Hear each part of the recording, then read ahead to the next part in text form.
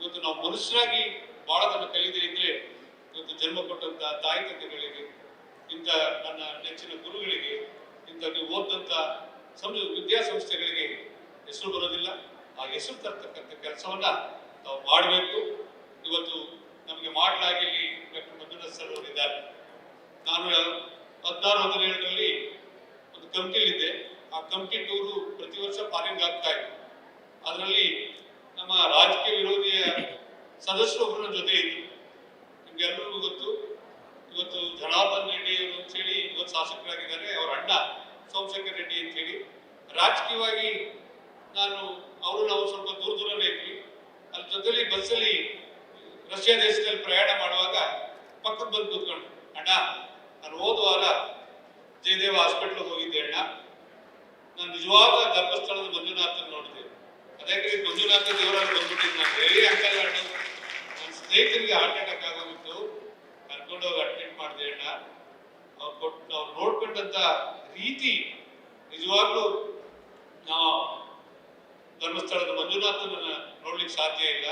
ಅವ್ರ ರೂಪದಲ್ಲಿ ನಾವು ಡಾಕ್ಟರ್ ಮಂಜುನಾಥ್ ಅವ್ರನ್ನ ಜಯದೇವ ಹಾಸ್ಪಿಟಲ್ ನೋಡಿದ್ವಿ. ಅಷ್ಟರ ಮಟ್ಟಿಗೆ ನನ್ನ ಸ್ನೇಹಿತರನ್ನ ಹುಷಾರ್ ಮಾಡಿ ಕಳಿಸ್ಕೊಟ್ರು ಅಂತೇಳಿ. ಬರೀ ದೊಡ್ಡವರಿಗೆ ಅವರು ಮಾಡಲಿಲ್ಲ. ಬಹುತೇಕ ನಾವು ಹೊರದೇಶಗಳಿಗೆ ಹೋದಾಗ ಯಾವುದೇ ಒಂದು ಆರೋಗ್ಯ ತಪ್ಪಿದ್ರೆ ಮನುಷ್ಯನಿಗೆ ತಕ್ಷಣ ಅವರು ಟ್ರೀಟ್ಮೆಂಟ್ ಸ್ಟಾರ್ಟ್ ಮಾಡ್ತಾರೆ. ಇರೋ ಕಡೆ ಆಂಬುಲೆನ್ಸ್ ಬರುತ್ತೆ, ತಗೊಂಡ ಮೊದಲು ಟ್ರೀಟ್ಮೆಂಟ್ ಸ್ಟಾರ್ಟ್ ಮಾಡ್ತಾರೆ.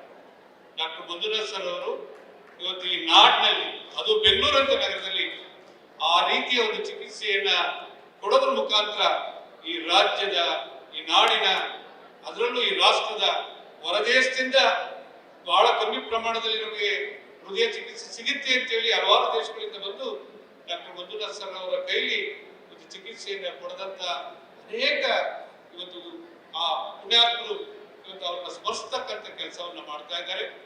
ಇವರು ನಿಜವಾಗ್ಲೂ ನನ್ನನ್ನು ಸ್ವಾಮೀಜಿಯವರಲ್ಲಿ ವಿನಂತಿ ಮಾಡ್ತೇನೆ, ಅವರ ಸೇವೆ ಇವತ್ತು ಈ ನಾಡಿಗಿತ್ತು, ಈ ರಾಷ್ಟ್ರಕ್ಕಿರಲಿ. ಈ ನಿಟ್ಟಿನಲ್ಲಿ ಇವತ್ತು ಈಗಾಗಲೇ ಪ್ರತಿನಿತ್ಯ ಟಿವಿಗಳಲ್ಲಿ ಮಾಧ್ಯಮಗಳೆಲ್ಲ ನೋಡ್ತಾ ಇದ್ದೀನಿ. ಅವರೊಬ್ಬ ಲೋಕಸಭಾ ಸದಸ್ಯರಾಗಿ ಇಂಥ ಸರ್ಕಾರಗಳಲ್ಲಿ ಆರೋಗ್ಯ ಸಚಿವರಾದ್ರೆ ಬಹುತೇಕ ಈ ನಾಡಿನ, ಈ ರಾಷ್ಟ್ರದ ಬಡವರನ್ನ ಕಾಪಾಡುವಂತ ಕೆಲಸ ಆಗುತ್ತೆ.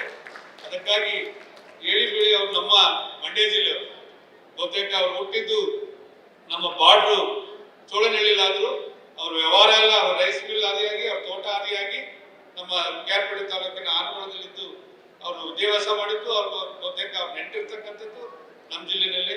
ದಯಮಾಡಿ ಸ್ವಾಮೀಜಿಯವರವರಿಗೆ ಆಶೀರ್ವಾದ ಮಾಡಿ ಇವತ್ತು ನಮ್ಮ ಜಿಲ್ಲೆಯಿಂದಲೇ ಸ್ಪರ್ಶಿಸಿ ಇವತ್ತು ಬಹುತೇಕ ಈ ರಾಜ್ಯಕ್ಕೆ, ಈ ರಾಷ್ಟ್ರಕ್ಕೆ ನಿಮ್ಮ ಉತ್ತಮವಾದಂಥ ಆರೋಗ್ಯ ಸೇವೆ ಸಿಗುವಂತಾಗಲಿ ಅಂತೇಳಿ ನಾನು ಆ ಭರವೇಶ್ವರನಲ್ಲಿ ಪ್ರಾರ್ಥನೆ ಮಾಡ್ತೀನಿ. ಇಂಥ ಒಂದು ಅವಕಾಶ ಕೊಟ್ಟಂತ ನನ್ನ ಪರಮ ಪೂಜ್ಯರಿಗೆ ನಾನು ನನ್ನ ಸಾಷ್ಟಾಂಗ ನಮಸ್ಕಾರಗಳನ್ನ ಹೇಳಿ ನನ್ನ ಮಾತುಗಳನ್ನು ಮುಗಿಸ್ತೀನಿ. ಎಲ್ಲರಿಗೂ ನಮಸ್ಕಾರ. ನ್ಯೂಸ್ ಫಸ್ಟ್, ನಿರ್ಭೀತಿಯಿಂದ ನಿಮ್ಮ ಪರವಾಗಿ.